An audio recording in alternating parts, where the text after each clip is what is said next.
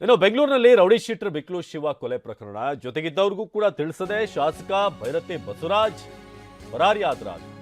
ಒಂದು ಬಾರಿ ಜೈಲು ಸೇರಿದ್ರೆ ಜಾಮೀನು ಸಿಗೋದು ಕಷ್ಟ ಆಗುತ್ತೆ. ಆ ಕಾರಣಕ್ಕೆ ಬಸವರಾಜ್ ಈಗ ಎಲ್ಲೂ ಕೂಡ ಕೈಗೆ ಸಿಗದೆ ಪರಾರಿ ಆಗಿರುವಂತದ್ದು ಗೊತ್ತಾಗ್ತಾ ಇದೆ. ಒಂದು ಬಾರಿ ಜೈಲು ಸೇರಿದ್ರೆ ಜಾಮೀನು ಸಿಗೋದು ಕಷ್ಟ ಆಗುತ್ತೆ. ಯಾಕಂದ್ರೆ ವಿನಯ್ ಕುಲಕರ್ಣಿ, ಪ್ರಜ್ವಲ್ ಇರೋ ವಿಚಾರದಲ್ಲೂ ಇದೇ ಆಗಿತ್ತು. ನಾಳೆ ನಿರೀಕ್ಷಣಾ ಜಾಮೀನು ಅರ್ಜಿ ವಿಚಾರಣೆ ನಡೆಯುತ್ತೆ. ಜಾಮೀನು ಸಿಗದೆ ಇದ್ರೆ ಸರೆಂಡರ್ ಆಗಲೇಬೇಕಾಗಿರುವಂತ ಭೈರತಿ. ಕೋರ್ಟ್ ತೀರ್ಪಿನ ಮೇಲೆ ಭೈರತಿ ಬಸವರಾಜ್ ಭವಿಷ್ಯ ನಿಂತಿದೆ. ಇದು ಬಿಕ್ಲು ಶಿವ ಕೊಲೆ ಕೇಸ್ಗೆ ಸಂಬಂಧಪಟ್ಟ ಹಾಗೆ ಆರೋಪಿ ಆಗಿರುವಂತಹ ಭೈರತಿ ಬಸವರಾಜ್ ಈಗ ಸದ್ಯಕ್ಕೆ ಫೋನ್ ಸ್ವಿಚ್ ಆಫ್ ಆಗಿದೆ. ಯಾರ ಕಾಂಟ್ಯಾಕ್ಟು ಕೂಡ ಸಿಗ್ತಾ ಇಲ್ಲ. ಇಲ್ಲಿರುವಂತಹ ಒಂದು ವಿಚಾರ ಏನು ಅಂತಂದ್ರೆ, ಒಮ್ಮೆ ಜೈಲ್ ಸೇರ್ಬಿಟ್ರೆ ಆಮೇಲೆ ಜಾಮೀನು ಸಿಗೋದು ಕಷ್ಟ ಆಗುತ್ತೆ. ಅದು ವಿನಯ್ ಕುಲಕರ್ಣಿ ಕೇಸಲ್ಲಿ ಕೂಡ ನೋಡಿರೋದಾಗಿದೆ. ಪ್ರಜ್ವಲ್ ರೇವಣ್ಣ ಕೇಸಲ್ಲೂ ಕೂಡ ಹೀಗೆ ಆಗಿತ್ತು. ಸೊ ಹಾಗಾಗಿ ಬಂಧನ ಆಗಬಾರ್ದು ಅನ್ನೋ ಪ್ರಯತ್ನವನ್ನ ಭೈರತಿ ಬಸವರಾಜ್ ಮಾಡ್ತಿದ್ದಾರೆ ಅನ್ನೋದು ಈಗ ನಾವು ಗಮನಿಸಬೇಕಾಗಿದೆ. ಸೊ ಕೋರ್ಟ್ ತೀರ್ಪಿನ ಮೇಲೆ ಭೈರತಿ ಬಸವರಾಜ್ ಭವಿಷ್ಯ ನಿರ್ಧಾರ ಆಗಿದೆ. ಸೊ ಪತ್ತೆಗಾಗಿ ಈಗ 3 ತಂಡಗಳ ರಚನೆ ಮಾಡಿದ್ದಾರೆ ಭೈರತಿ ಬಸವರಾಜ್ ಅವರಿಗೆ. ಸೊ ಎಲ್ಲಿದ್ದಾರೆ ಏನು ಅನ್ನೋದ್ರ ಬಗ್ಗೆ ಈ ಅಧಿವೇಶನಕ್ಕೆ ಬಂದಿದ್ರು ಭೈರತಿ ಬಸವರಾಜ್. ಅದಾದ ನಂತರ ಎಲ್ಲಿ ಅನ್ನೋದು ಇನ್ನೂ ಕೂಡ ಮಾಹಿತಿ ಇಲ್ಲ.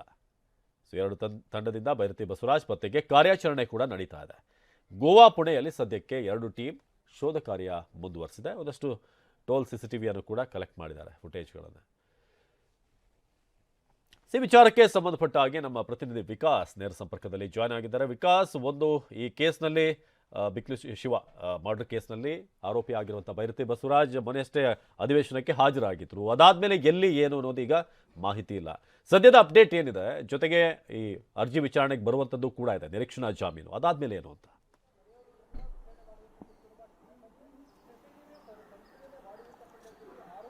ಎಸ್ ಅವಿನಾಶ್, ಈಗಾಗಲೇ ಬಿಕ್ಲು ಶಿವ ಕೊಲೆ ಪ್ರಕರಣದಲ್ಲಿ ಭೈರತಿ ಬಸವರಾಜ್ಗೆ ಈಗ ಸಂಕಷ್ಟ ಎದುರಾಗಿರುವಂತದ್ದು. ಯಾಕಂದ್ರೆ ನಾಳೆ ಕೋರ್ಟ್ ನಿರ್ಧಾರದ ಮೇಲೆ, ಬೇಲ್ ಭವಿಷ್ಯದ ಮೇಲೆ ಭೈರತಿ ಬಸವರಾಜ್ ಭವಿಷ್ಯ ನಿಂತಿದೆ ಅಂತ ಹೇಳ್ಬಹುದು. ಒಂದು ವೇಳೆ ಬೇಲ್ ಕ್ಯಾನ್ಸಲ್ ಆದಂತ ವೇಳೆಯಲ್ಲಿ ಭೈರತಿ ಬಸವರಾಜ್ ಸರೆಂಡರ್ ಆಗ್ಬೇಕಾಗತ್ತೆ. ಯಾಕಂದ್ರೆ ಕಳೆದ 2 ದಿನಗಳಿಂದ ತನ್ನ ಅತ್ಯಾಪ್ತ ವಲಯದಲ್ಲೂ ಕೂಡ ಯಾರ ಬಳಿಯಲ್ಲೂ ಕೂಡ ಯಾವುದೇ ರೀತಿಯಂತ ಮಾಹಿತಿಯನ್ನ ನೀಡದೆ, ಮನೆ ಬಳಿಯಲ್ಲೂ ಕಾಣಿಸ್ಕೊಳ್ಳದೆ, ತಮ್ಮ ಫ್ಯಾಮಿಲಿಯೊಟ್ಟಿಗೂ ಕೂಡ ಯಾವುದೇ ಸಂಪರ್ಕದಲ್ಲಿದ್ದೇನೆ ಭೈರತಿ ಬಸವರಾಜ್ ಈಗ ಕಾಣಿಸ್ಕೊಳ್ಳದೆ ಇರುವಂತದ್ದು. ಸೊ ಆ ಹಿನ್ನೆಲೆಯಲ್ಲಿ 3 ತಂಡಗಳನ್ನ ರಚನೆ ಮಾಡಿಕೊಂಡು CID ಪೊಲೀಸರು ಭೈರತಿ ಬಸವರಾಜ್ಗಾಗಿ ಹುಡುಕಾಟವನ್ನು ನಡೆಸ್ತಾ ಇದ್ದಾರೆ. ಈಗಾಗಲೇ ಗೋವಾ, ಕರ್ನಾಟಕದಲ್ಲೂ ಕೂಡ ಹುಡುಕಾಟವನ್ನ ನಡೆಸಿ ಅವರ ಆತ್ಮೀಯ ವಲಯದಲ್ಲಿರ್ತಕ್ಕಂಥ ಕೆಲವೊಬ್ಬರ ಡೀಟೇಲ್ಸ್ ಗಳನ್ನ ಕಲೆ ಹಾಕೊಂಡಿದ್ದಾರೆ. ಎಲ್ಲಾದ್ರೂ ಒಂದ್ ಕಡೆ ಅವರ ಕಾಂಟ್ಯಾಕ್ಟ್ಸ್ ನಲ್ಲಿ ಸಿಗಬಹುದು ಅಂತೇಳಿ ಮಾಹಿತಿಗಳನ್ನ ಕಲೆ ಹಾಕೊಳ್ತಾ ಇದ್ರೆ. ಆದ್ರೆ ಎಲ್ಲೂ ಕೂಡ ಭೈರತಿ ಬಸವರಾಜ್ ಅವರ ಸುಳಿವು ಪತ್ತೆ ಆಗ್ತಿಲ್ಲ.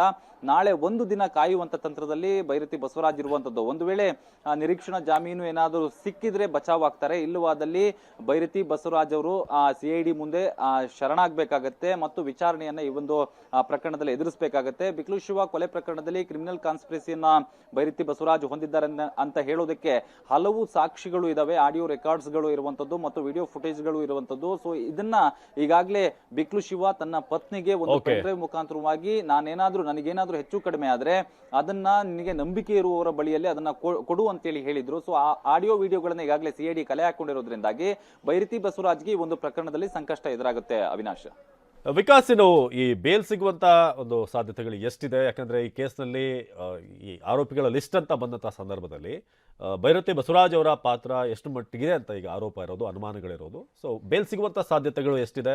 ಜೊತೆಗಾಗಲೇ ಹೇಳಿದಾಗೆ ಒಮ್ಮೆ ಏನಾದರೂ ಜೈಲಿಗೆ ಹೋದ್ಮೇಲೆ ಮತ್ತೆ ಹೊರಗಡೆ ಬರುವಂಥದ್ದು ಕಷ್ಟ ಆಗುತ್ತೆ ಅಂತ ಬೇರೆ ಬೇರೆ ನಿದರ್ಶನ ಇದೆ. ಸೊ ಈ ವಿಚಾರವಾಗಿ ಹೇಳೋದಾದ್ರೆ ವಿಕಾಸ್.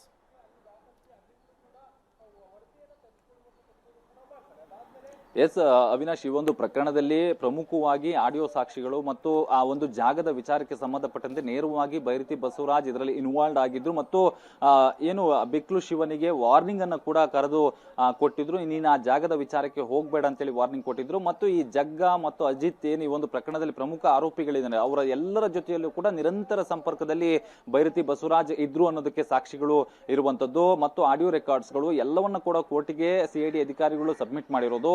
ಮತ್ತು ಇದುವರೆಗೂ ಕೂಡ ಯಾವುದೇ ವಿಚಾರಣೆಗೆ ಅವರು ಸ್ಪಂದಿಸಿಲ್ಲ. ಪ್ರಾಥಮಿಕ ವಿಚಾರಣೆಯನ್ನು ನಡೆಸಿದ್ರು. ಆ ಸಂದರ್ಭದಲ್ಲಿ ಸುಳ್ಳು ಮಾಹಿತಿಯನ್ನ ಅಧಿಕಾರಿಗಳಿಗೆ ಕೊಟ್ಟಿದ್ರು ಅಂತಕ್ಕಂಥ ಮಾಹಿತಿಯನ್ನು ಕೂಡ ಕೋರ್ಟ್ಗೆ ಮನವರಿಕೆ ಮಾಡಿರೋದ್ರಿಂದಾಗಿ ಭೈರತಿ ಬಸವರಾಜ್ಗೆ ಜಾಮೀನು ಸಿಗೋದು ಸ್ವಲ್ಪ ಮಟ್ಟಿಗೆ ಡೌಟ್ ಆಗುತ್ತೆ. ಸೊ ಹಾಗಾಗಿ ಕಾದ್ ನೋಡುವಂತ ತಂತ್ರಕ್ಕೆ ಈಗ ಭೈರತಿ ಬಸವರಾಜ್ ಮುಂದಾಗಿರುವಂತದ್ದು. ಅವಿನಾಶ್, ಧನ್ಯವಾದ ವಿಕಾಸ್ ಮಾಹಿತಿಗಾಗಿ.